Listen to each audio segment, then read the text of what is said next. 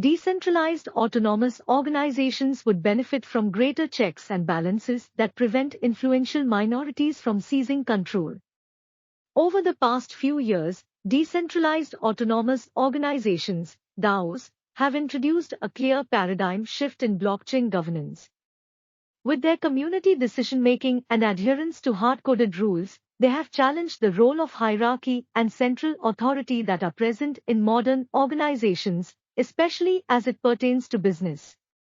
Ideologically, DAOs have a lot in common with democracies. Individuals holding an amount of a DAO-specific token can allocate those tokens as votes on governance proposals.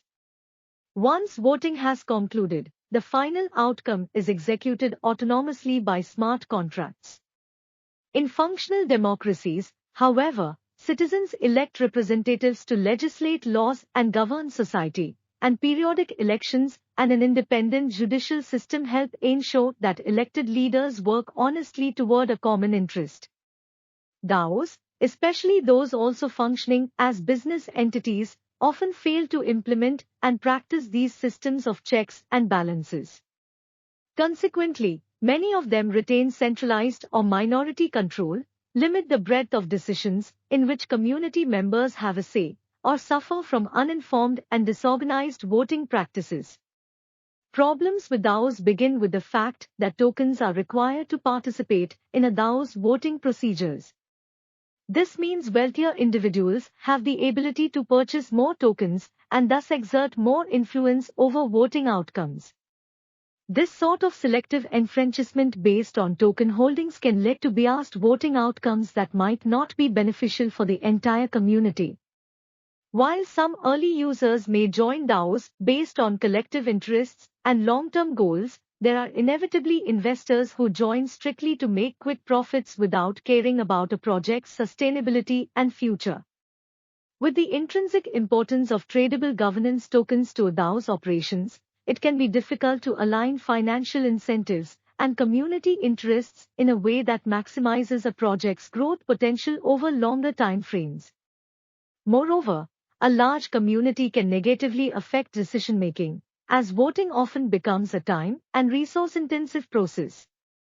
During emergencies or crises, quick decisions can sometimes protect users' funds, but reaching a consensus through community voting delays the decision-making process.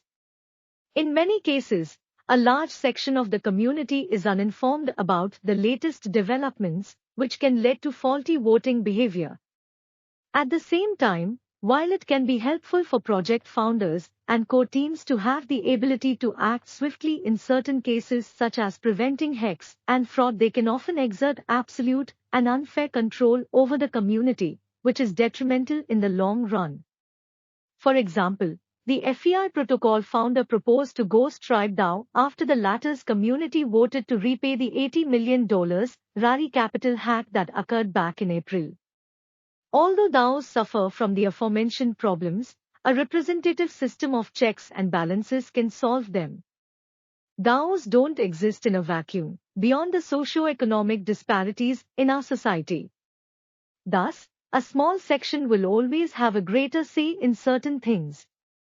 Democracies teach us that although elected representatives govern and intervene during crisis periods, citizens can approve or disapprove of them. Thus, hierarchy isn't antithetical to democracy. On the contrary, hierarchies with sufficient safeguards can complement democratic governance. A tier-based DAO governance system has multiple benefits. First, it keeps a check on each other's decision-making capacities. If one entity feels that the other entity is dishonest, it can withdraw and remove governance rights. Just like the judiciary can overturn an unfair law from the legislature, DAO entities can do the same. Thus, checks and balances will strengthen democratic values and governance structures. Second, a tiered DAO is more transparent, as the project community already knows about the core team's additional governance powers. This team usually consists of a company's CEO, developer, project architect, security officer, finance head, creative director, and others. The project team ensures that the company makes the right decisions during its formative years and quickly responds to emergency situations. Strategic decision-making becomes more agile and fast with the help of core teams. Moreover, this team is usually responsible for appropriately spending the treasury revenue for the project's future development. The core team reports to an intermediary DAO group to ensure that the former doesn't become overtly powerful and dishonest. The large project community can elect representatives to the intermediary group who will protect the community's interests. The community holds the key to complete decentralization, as they suggest proposals for protocol upgrades and collectively vote on them. Simultaneously, hierarchical governance structures help startups to make quick, informed decisions on important operational issues. DAOs should not take an either-or approach by prioritizing either the community or tiered DAO entities. Rather, both the community and hierarchical bodies can streamline decision-making and governance. Successful DAOs won't choose between the community and the core team, but will maintain equilibrium between them. This article is for general information purposes and is not intended to be and should not be taken as legal or investment advice. The views, thoughts, and opinions expressed here are the authors alone and do not necessarily reflect or represent the views and opinions of Cointelegraph.